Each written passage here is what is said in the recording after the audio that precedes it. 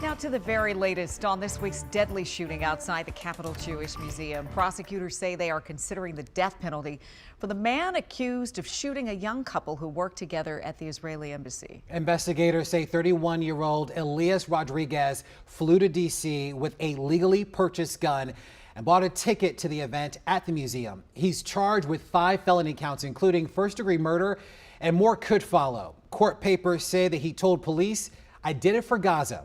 Witnesses say that he yelled "Free Palestine" as he was arrested. Investigators searched his apartment on Thursday. They're now combing through his post online.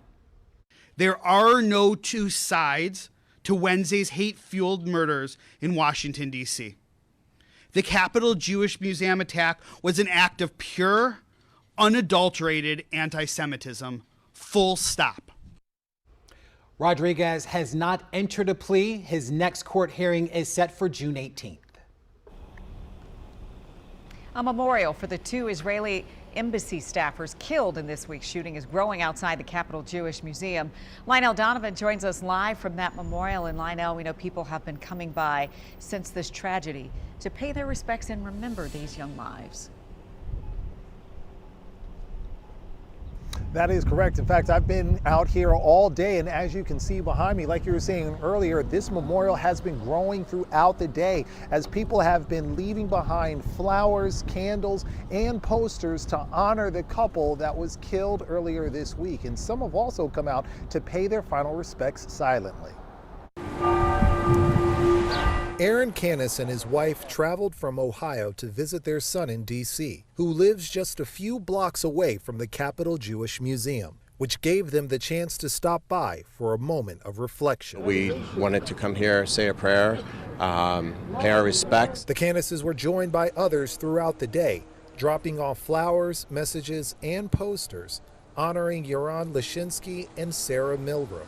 The couple was shot dead Wednesday night as they were leaving an event at the museum. Court documents say 31-year-old Elias Rodriguez passed by Lashinsky and Milgram before turning around and shooting them from behind. According to court documents, D.C. police recovered 21 fired bullets from the scene.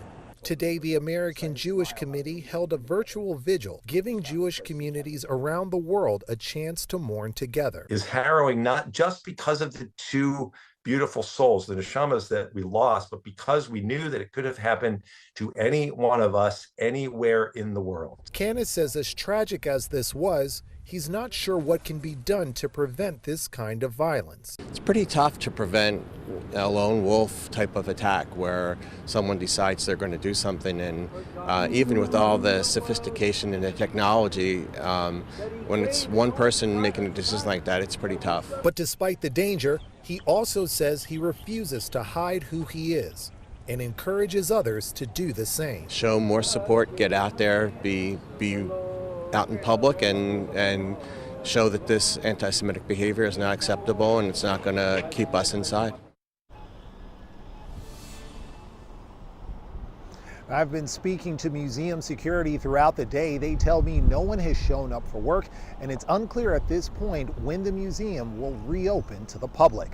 But for now, we're live at the Capitol Jewish Museum. Lionel Donovan, WUSA 9.